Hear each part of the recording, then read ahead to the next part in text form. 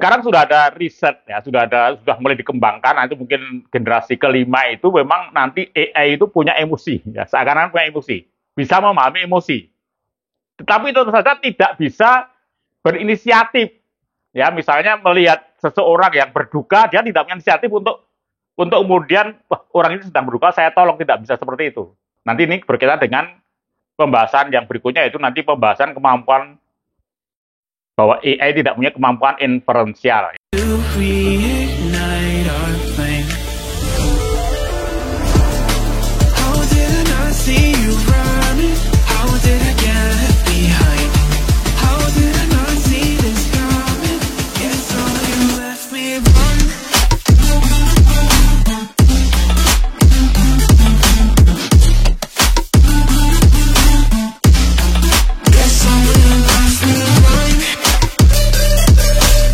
Assalamualaikum warahmatullahi wabarakatuh. Hai guys, ketemu lagi dengan saya, trainer Amir Faisal.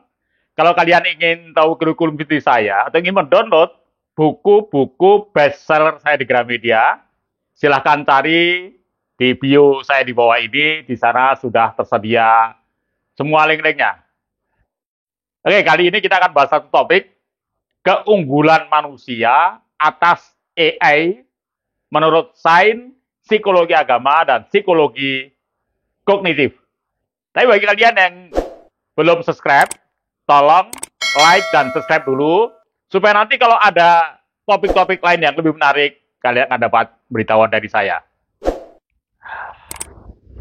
Jadi menurut ilmuwan komputer dan kognitif dari Amerika, John McCarthy, jadi ketakutan terhadap kecerdasan buatan AI dan teknologi IT itu sudah muncul sejak tahun 1956.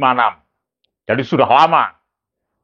Jadi kekhawatiran itu antara lain takut disalahgunakan untuk kejahatan, ya seperti sekarang terjadi sekarang, misalnya nyuri data, bobol data dan seterusnya, ya. Bobol data banking dan seterusnya. Kemudian juga ada kekhawatiran mengambil alih peran manusia. Kemudian juga sampai delusi, ya. Delusi merasa terancam dengan nanti suatu saat AI akan menyerang manusia, balik menyerang manusia, memusnahkan manusia. Ini sampai dibuat banyak film-film science fiction, ya, seperti Terminator dan sebagainya. Jadi sudah lama terjadi. Bahkan, guys, pada tahun 2023 itu di Italia itu pernah ChatGPT itu diblokir oleh pemerintah. Jadi nggak boleh orang Italia pakai ChatGPT. Sampai segitunya, guys. Ya. Nah, sesudah berkembang psikologi kognitif, ya, sekarang mulai banyak bermunculan, ya, hasil-hasil riset, ternyata diketahui kelemahan artificial intelligence, ya. Apalagi kalau dikaitkan dengan psikologi agama yang berbasis sains. Nah, ini semakin banyak diketahui, ternyata banyak hal yang tidak bisa dilakukan oleh AI. Seandainya AI ini bisa menciptakan manusia robot maksudnya, itu tidak akan bisa mengungguli manusia, ya. Tapi juga tergantung kita sendiri, ya. Kita sendiri ini mau tidak kita ini mendalami, ya, menguasai ilmu-ilmu psikologi kognitif, psikologi agama dan sebagainya, terutama untuk kalangan pendidik ini. Jadi kalau pendidik sendiri ini lemah dalam ilmu-ilmu tadi itu, ya. Nah, ini bagaimana dengan siswanya, mahasiswanya ini yang mereka akan menghadapi AI, ya, karena mereka sendiri lemah, jadi tidak bisa mengajarkan, ya, mendidik untuk menjadi manusia yang seperti yang dikehendaki ketika kita ciptakan ini. Nah, oke. Jadi seperti apakah sebenarnya kelemahan AI itu ada di mana? Ya, kemudian juga seperti apakah kehebatan atau keunggulan karakter manusia? Oke, ya, ikuti singkat tuntas, ya, supaya tidak gagal paham. Ya, tapi saya ingin mendisklaimer dulu, ya. Jadi ini adalah konten ilmiah populer, ya, yang hanya ditujukan kepada praktisi ya. Jadi bukan ditujukan kepada para pakar, nah, praktisi pendidikan, guru, dosen, ya, trainer, atau orang-orang tua yang sadar, ya, sadar edukasi, ya, sadar edukasi. Dan nanti bahasanya mudah sekali, ya, dan banyak contoh-contohnya. Oke, kita mulai, guys. Kita mulai. Yang pertama, jadi kelemahan AI yang pertama. Jadi kelemahan yang pertama adalah AI tidak punya EQ, ya, atau emotional quotient, ya. Nah, padahal guys, 80% hidup manusia ini ya dikendalikan oleh emosi. Ya, padahal AI tidak punya.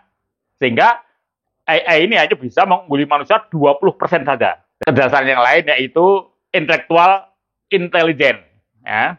Hanya 20% itu. Apa sebenarnya keunggulan EQ itu? Ya.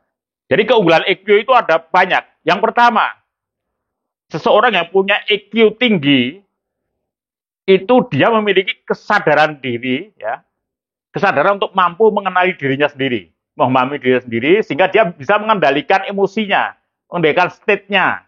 Ya, ini keunggulan yang pertama.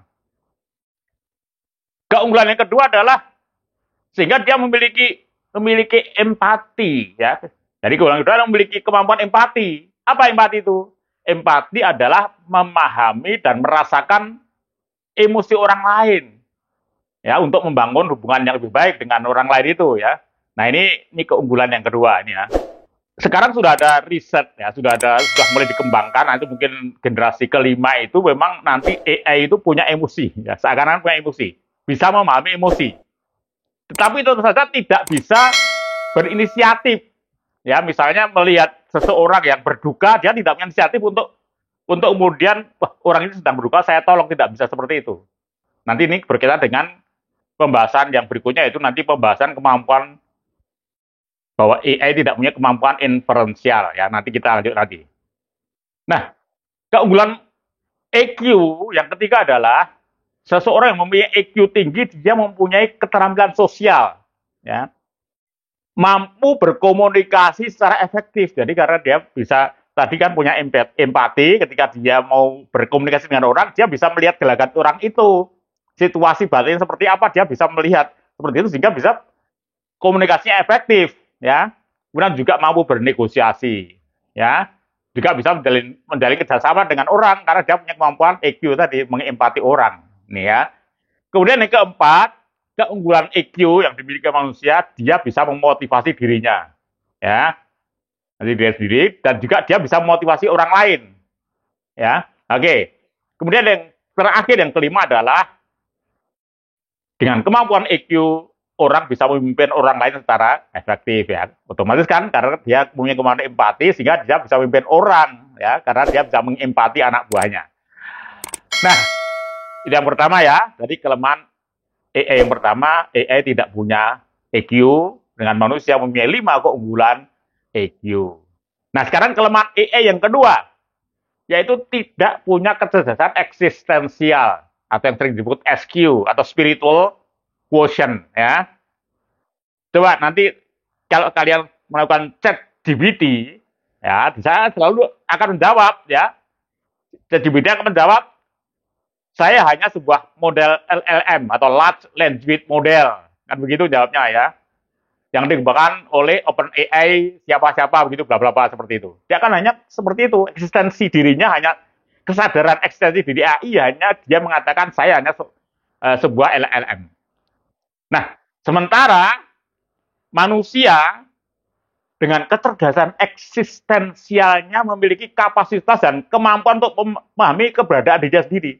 Jadi eksistensi yang diri di alam semesta ini, dia sebagai apa? Ini, ya. Nah, apalagi sekarang dengan kemajuan psikologi agama yang berbasis sains, ini semakin membuktikan bahwa sebenarnya di talamus otak kita ini, ya, ini ada sebuah hormon, ya, namanya VMAT2. Nah, hormon di otak itu uniknya dia tidak bereaksi terhadap stimulus yang lain. Dia tidak secara horizontal tidak bereaksi. Tapi ketika seseorang masuk ke tempat ibadah, gitu ya, atau orang mendengarkan Al-Quran, gitu ya, itu dia bereaksi. Ini adalah ciri khas keunikan hormon VMAT2 yang ditemukan oleh Dean Hammer. Ya. Nah, ini bukti sains, guys. Ya, kecerdasan bahwa manusia punya kecerdasan spiritual berhubungan dengan sang pencipta. Nah, ini AI nggak punya, ya, karena dia nggak punya hormon, ya, nggak punya hormon. Nah, sehingga dengan kecerdasan eksistensial itu atau spiritual itu, ini keunggulannya yang pertama adalah menyadari eksistensi dirinya hubungan dengan pencipta. Ya, dia menyadari. Ya, kemudian yang kedua, mengetahui peran apa yang harus dilakukan, yang harus dimainkan, ya, dengan perannya di dunia ini, ya, di bumi ini, ya.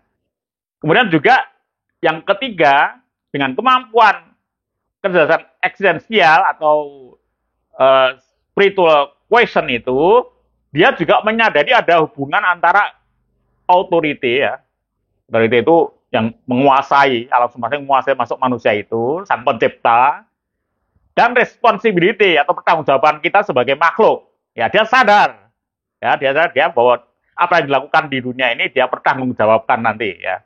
Dan yang keempat, karena nomor 3 tadi, dia termotivasi, ya, termotivasi untuk, ya, menjalankan fungsinya tadi, ya.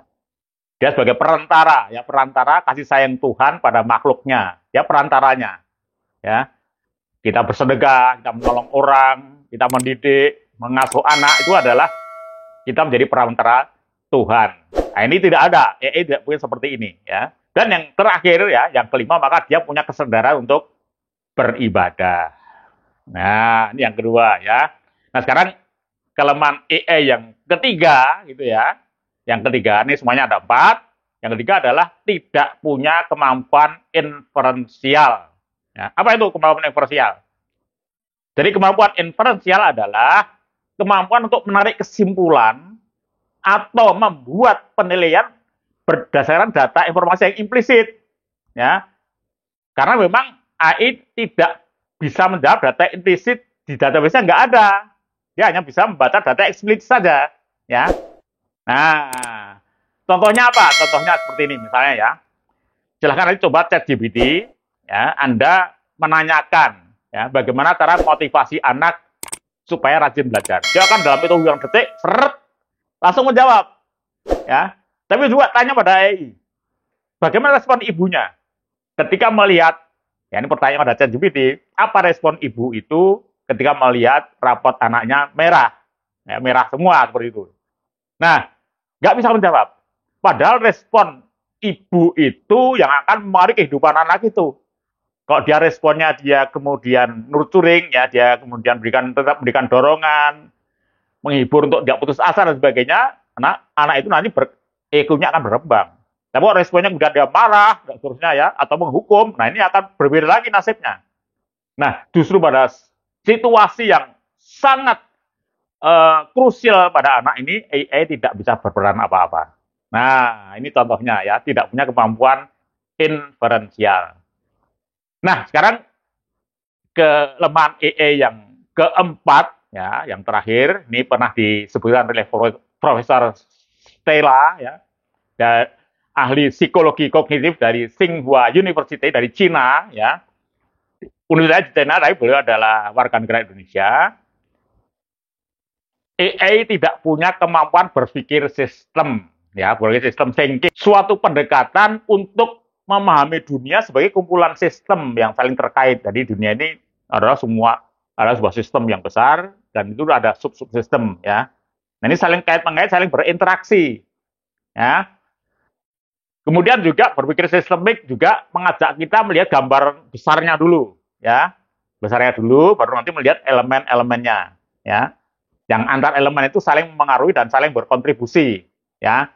Contohnya misalnya negara, ini kan banyak elemennya, ada eksekutif, yudikatif, legislatif, itu kan bagian elemennya, ada rakyat, ya, seperti itu. Nah, itu masing-masing kan saling mengaruhi, ada hukumnya, ya, dan seterusnya, itu saling berkontribusi. Nah, ini namanya bisa melihat gambaran globalnya, kemudian bisa melihat yang subsistemnya hubungan dengan Sistem mungkin ini agak rumit, tapi sekarang pakai contoh saja ya. Ini contoh menurut Gus Stella supaya tidak jelimet ya. Contohnya seperti ini. Sebelum memutuskan sesuatu, ya, ini kalau manusia karena dia punya kemampuan berpikir sistem thinking ya, dia akan membandingkan.